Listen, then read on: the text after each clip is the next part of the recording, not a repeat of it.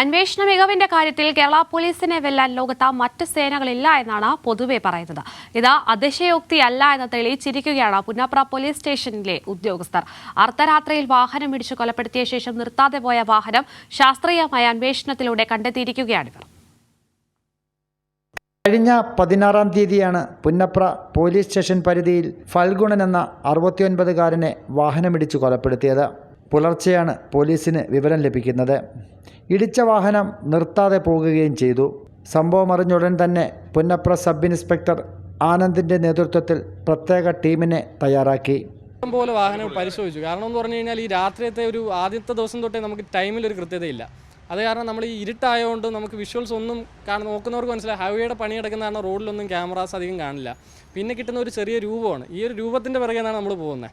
നൂറുകണക്കിന് വാഹനങ്ങളും CCTV മറ്റും പരിശോധിച്ചെങ്കിലും കൃത്യമായ ഒരു വിവരവും പോലീസിന് ലഭിച്ചില്ല. മരണപ്പെട്ട ഫൽഗുണൻ്റെ വീട്ടിൽ നിന്നും ലഭിച്ച വിവരങ്ങളാകട്ടെ കൃത്യമായിരുന്നില്ല. അതുകൊണ്ട് തന്നെ അപകടം നടന്ന സമയത്തെക്കുറിച്ച് പോലീസിന് യാതൊരുവിധ ധാരണയും ഉണ്ടായില്ല. അങ്ങനെയിരിക്കെയാണ് ഫോറൻസിക് വിഭാഗത്തിൻ്റെ കയ്യിൽ നിന്നും ചില നിർണായക സൂചനകൾ പോലീസിന് ലഭിച്ചത്.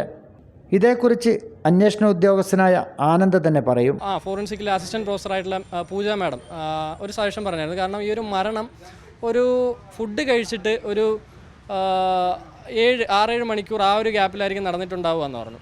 കഴിഞ്ഞ ഒരു മാസത്തിനിടയിൽ സമാനമായ രീതിയിൽ 3 അപകടങ്ങളാണ് ദേശീയപാതയിൽ ഉണ്ടായത്. ഈ 3 കേസുകളും അന്വേഷിച്ച് കണ്ടെത്തുകയും ചെയ്തു. ഹൈവേയുടെ നിർമ്മാണം നടക്കുന്നതിനാൽ കൃത്യമായ CCTV പോലും പോലീസിന് ലഭ്യമായിരുന്നില്ല.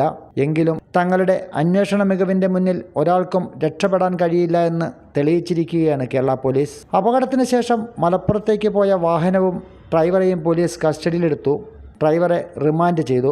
ഇത്ര കഷ്ടപ്പെട്ട് എന്തിനാണിത് കണ്ടെത്തിയതെന്ന ചോദ്യത്തിന് SIയുടെ മറുപടി ഇങ്ങനെ: നമ്മൾ RTA കേസുകൾക്ക് നമ്മൾ കൃത്യമായിട്ടുള്ള ഡയറക്ഷൻസ് കൊണ്ട് നമ്മളത് ചെയ്യണം. കാരണം ഈ ഒരു മരണപ്പെട്ട ആൾക്ക് ഇല്ലെങ്കിൽ അയാളുടെ കുടുംബത്തിന് എന്തെങ്കിലും നീതി ലഭിക്കണമെന്നുണ്ടെങ്കിൽ നമുക്ക് ഈ ഇടിച്ച വാഹനം കണ്ടെത്തിയേ പറ്റുള്ളൂ. അത് ഒരു ഏറ്റവും പ്രൈമറി ഇമ്പോർട്ടൻസ് കൊടുക്കുന്നൊരു സാധനമാണ്. അത് കാരണമാണ് ഇതിൻ്റെ ബാക്കിൽ നിന്ന് മെനക്കെട്ട് നമുക്കിപ്പോൾ അറുവാട് അമ്പലത്തിൻ്റെ ഡ്യൂട്ടിയൊക്കെ ഉണ്ടായിരുന്നു. എന്നാലും നമ്മൾ അതിൻ്റെ ഇടയിൽ നിന്ന് സമയം കണ്ടെത്തി ഇതിൻ്റെ ബാക്കിൽ നിന്ന് പോയി കൊണ്ടുവരാനുള്ള മെയിൻ ഒരു കാരണം അതായിരുന്നു.